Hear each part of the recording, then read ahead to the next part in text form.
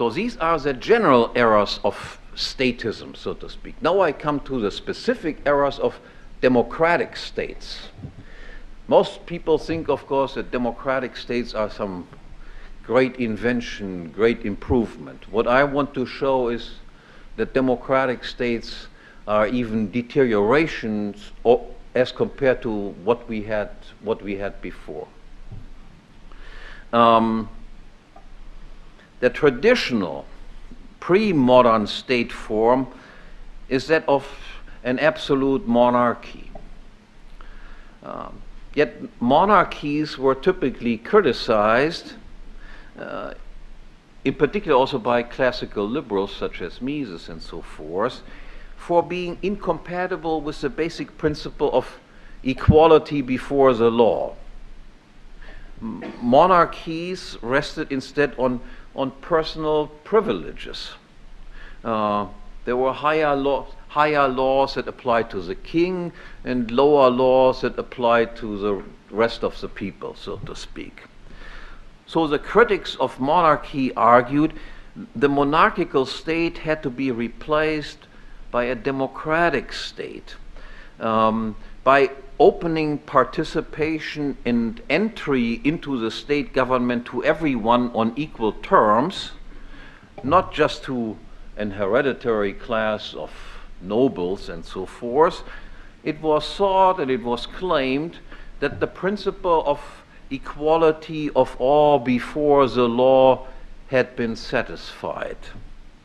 Now, however, the democratic equality before the law is something entirely different and completely incompatible with the idea of one universal law applying to every person in exactly the same way and everywhere and at all times. In fact, the objectionable schism between a higher law applying to kings and a lower law applying to regular folks exists under democratic conditions just as before. It exists in the form of the difference between a higher public law that applies to public officials and a lower private law that applies to regular folks. Under democracy, everyone is equal insofar as entry into government is open to all on equal terms. Everyone can become king, so to speak, not only a privileged circle of people. Thus, in democracy, no personal privileges or privileged persons exist. However, functional privileges and privileged functions exist.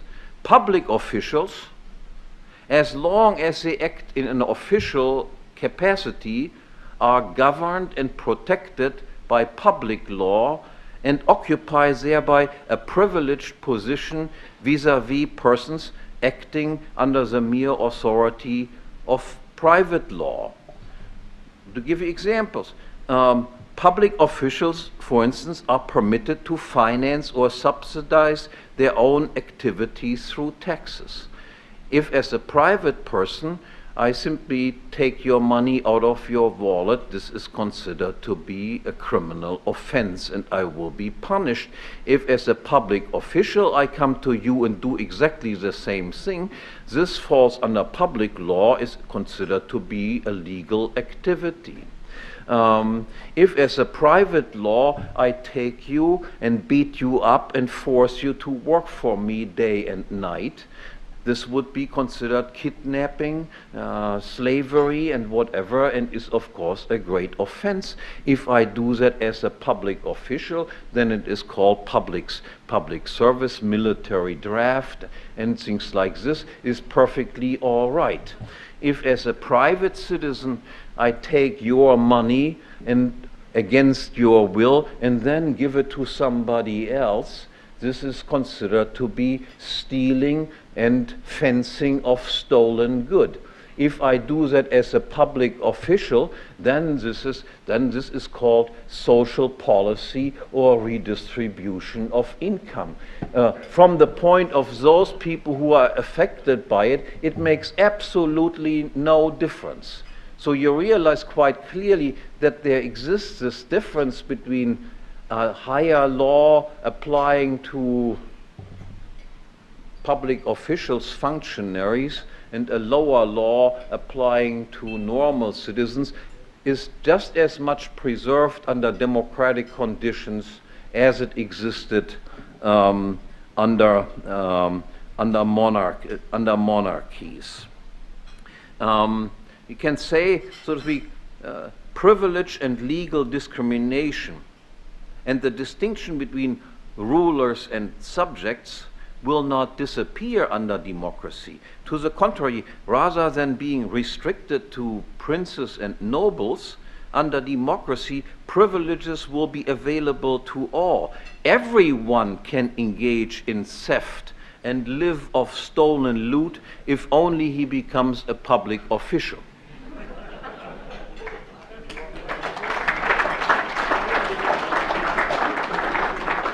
Nope.